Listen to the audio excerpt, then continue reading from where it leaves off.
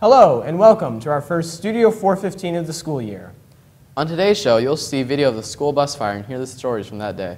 You'll hear from the transportation director why NACS buses have seat belts. And you'll get to meet the new teachers at CHS, including the newest addition to the ASL program. All of that and more coming up next.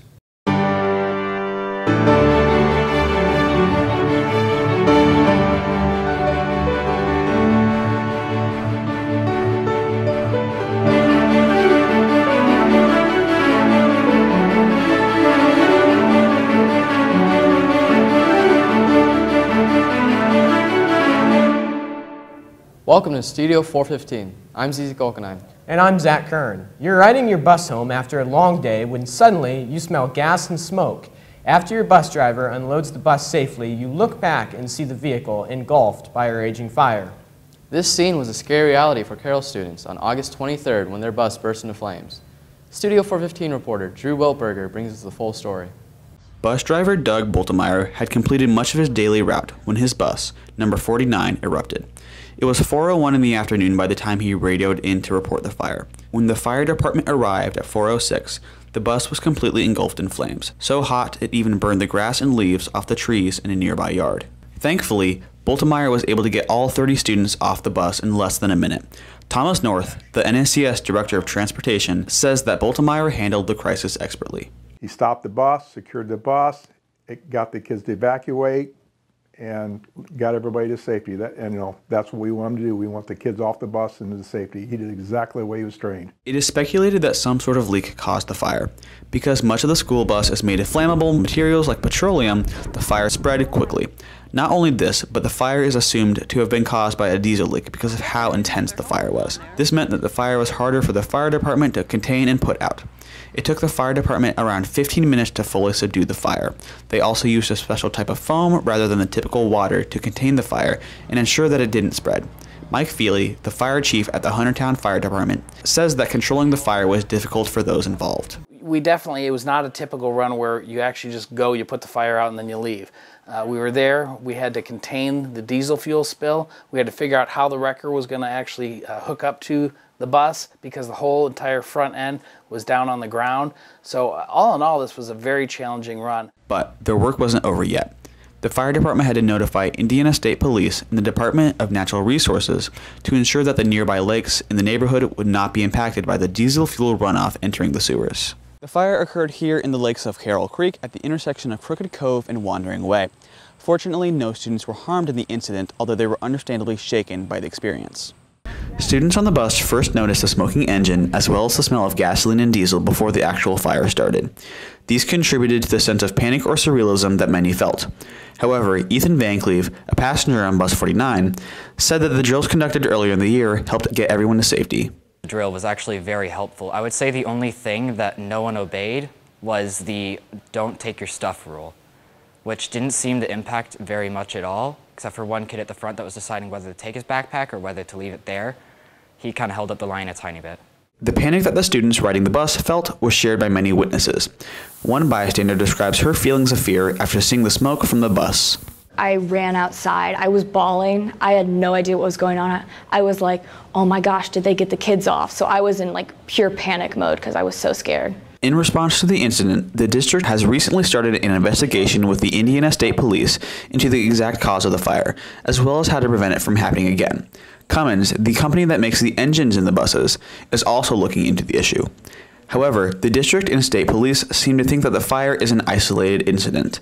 According to North, the buses are thoroughly investigated before every trip to make sure that they are safe for transporting kids to and from school. Our last inspection this year, of all the buses, they found an interior bulb.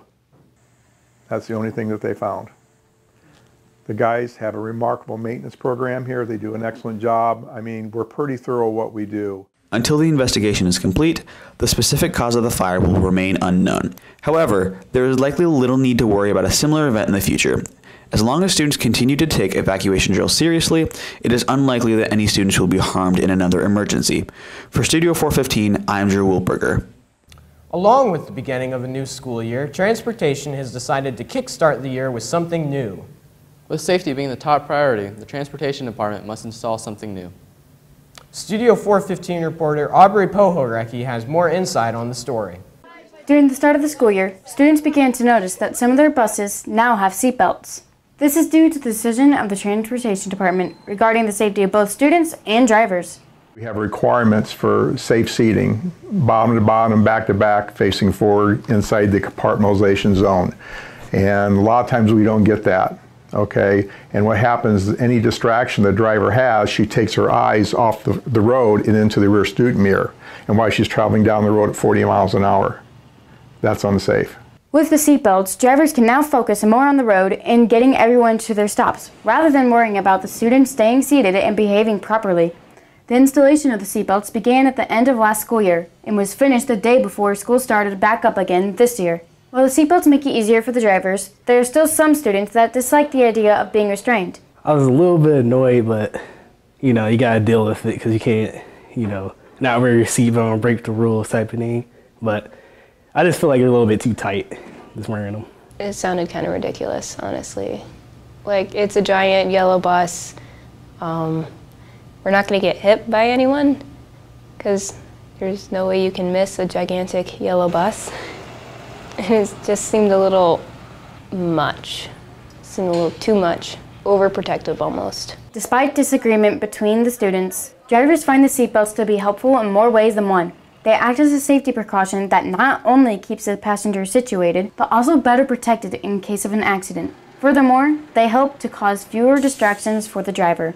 I've already have drivers that say they absolutely love the belts because, especially the elementary kids and stuff like that, they're excited, and they want to, talk to their other friends and their classmates and stuff like that. And what this does, it just keeps them in the seat and keeps them safe, and the drivers can focus on the road. With the new installation, students are required to wear seatbelts while riding. For Studio 415, I'm Aubrey Pohorecki. American Sign Language, or ASL, is used across the nation and has many different dialects and forms within it. The students at Carroll High School have definitely picked up on the language's intriguing culture. As the numbers have grown, a new teacher had to be added in order to make the program sustainable. Studio 415 reporter Katie Gloyd brings you the story of how new ASL teacher Alyssa Rickert has helped the program out. The ASL program has had its difficulties throughout the past few years, but with the addition of teacher Alyssa Rickert, the program has become much more stable. Nancy Scholes, who mainly teaches the higher level of ASL classes, believes that Rickert's addition has helped her in the program tremendously.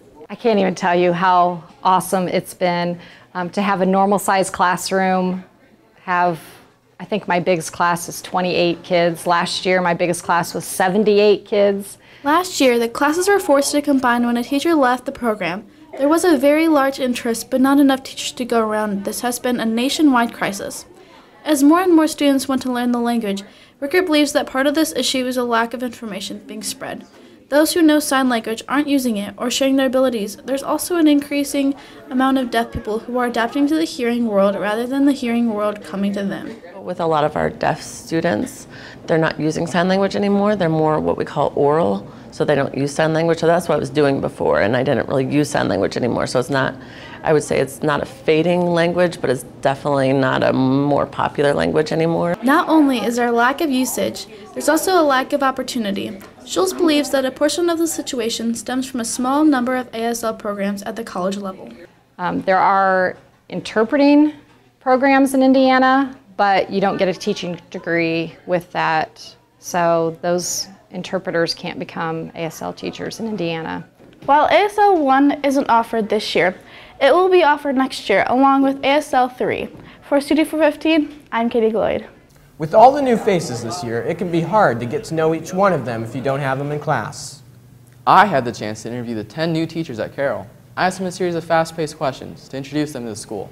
Here are their answers. My name is Melissa Cox. It's Elliot Forth. Joel Hartman. Alyssa Bontrager. Jacqueline Kelty. Sam Meyer. Joe Monroe. Alyssa Rickert. Eric Smead. Anna Glowinski. I teach Spanish 1 and 2. Health and physical education. Chemistry and honors chemistry. Spanish 1 and 2. Geometry and algebra, college career readiness. French. American Sign Language 2. Choral general music. Spanish 1 and 2. Freshman honors biology and human body systems. My favorite movie has to be Goodfellas. Ferris Bueller's Day Off without without a doubt. Disney movies. I have a small child, so we watch a lot of those at my house. The Return of the King from The Lord of the Rings. My biggest pet peeve is when you're at the movie theater and the person next to you is sharing the popcorn and they decide to lick the butter off their hands and reach back in the bucket. When you can hear somebody chewing their food, like from this distance away, and it's just like... People chewing gum on the outside of their mouth. I would be a sloth because they get to lay around all day. A fox. Elephant, because they're my favorite. I'd probably want to be a monkey just because I like monkeys so much and they can do sign language as well, so. I was a valet. I studied corn for 5 years and worked out in the field. I was a worship pastor for a while. And I believe I drove approximately 25,000 cars. The meaning of life is to spread positivity. Impact as many lives as you can and enjoy your time while you're here. Man, it's pretty deep. The meaning of life, I think just living it to the best you can, the best that you know how. The more effort you put into life, the more you're going to get out of it. My favorite group is probably the Red Hot Chili Peppers. Johnny Swim. Panic at the Disco and Paramore. More AC/DC or Led Zeppelin. Post Malone. But Eminem just dropped a new album this morning, so I don't know how to feel. So like renovations and cars and stuff like that. Basically anything active, like hiking, kayaking, Painting or hanging out with my dog. swimming, running, Gardening, and I also enjoy baking. spike ball, soccer, anything like that. You don't really have to ask that question, right? Because I'm hired. What are you hiring me for? Just curious. Because I love my job here. I'm the best at doing what I do. My Russian accent occasionally in class, but not very often. Yes, please. That's pretty fun. You have to do a lot of British accents. I can wiggle my ears. I'm doing it. I don't want to do anything else. If I could be anything I want when I grow up, I think I would choose to be Professor McGonagall at Hogwarts. I want to be a famous linguist. I want to be, I don't know what degree this would be in or what field, but I always wanted to teach monkey sign language. I guess my big life goal would be to start a family, be a mom. Wait, I'm not a new teacher. You're interviewing me because I've been here 35 years. When I was in high school, I wish somebody would have told me to invest more time in myself and my future instead of caring what other people thought about me. I think to slow down and not rush it, because once you leave, everything changes. And this is the time that you get to have time to be involved. Kind of underestimated the impact that you can have as far as like your social life and the grades and the effort that you put in during high school. Find out what's out there to do for jobs and just get experience. Have a good balance of focus and drive and enjoying the time that you're in while you're at the place you're at. Nobody cares if you have all A's or all F's. They're going to care about who you were as a person. There's always someone out there that cares. Like there's always someone, and even if it's not the person that's beside you, it can be me, you know, like, and if it's not me, it can be Mrs. Schultz. If it's not Mrs. Schultz, it can be your grandma. If it's not, you know, like, find somebody. Each year, Carroll High School sees hundreds of new faces as they enter the freshman center from middle school. Studio 415 reporter Tyler Delagrange recently went to the CFC to ask the current freshmen how they feel about the high school and how it differs from the middle school. The job of middle school is to prepare students for high school. Many 8th graders wonder what high school will be like. Now that they are here, their expectations do not always match reality. It's completely different than what I thought it would be. There's a lot more homework and tests, and the teachers are a lot different. Not what I thought it would be, because I didn't think we were going to be stuck in this box that we are right here. Students come to Carroll from Maple Creek Middle School, Carroll Middle School, or other districts.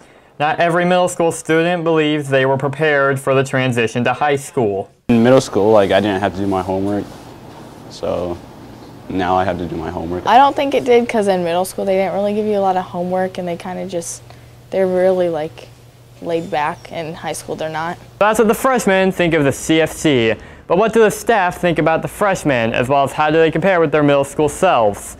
We asked the freshman guidance counselors to find out. I think just maturity. I just think that summer in between, a lot of students gain a little maturity. Just getting to know them, but so far it's been a really good experience. Seems like a lot of nice kids, and I'm glad to be able to work with them for 4 years. Coming to a new school is confusing for students not knowing what to expect. The guidance counselor is working with the class of 2022 to help steer them in the right direction during their high school career. For Studio 415, I'm Tyler Delagrange. That's all we have today. Thanks for watching. We want to tell your stories, so please let us know in advance when an event is happening. For all of us here at Studio 415, have a great week, Carroll. Sunny days and friendly smiles, walk the halls with me.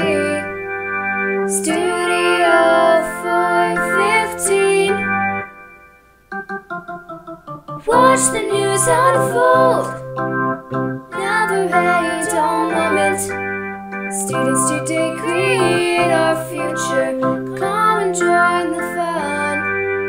Studio 415.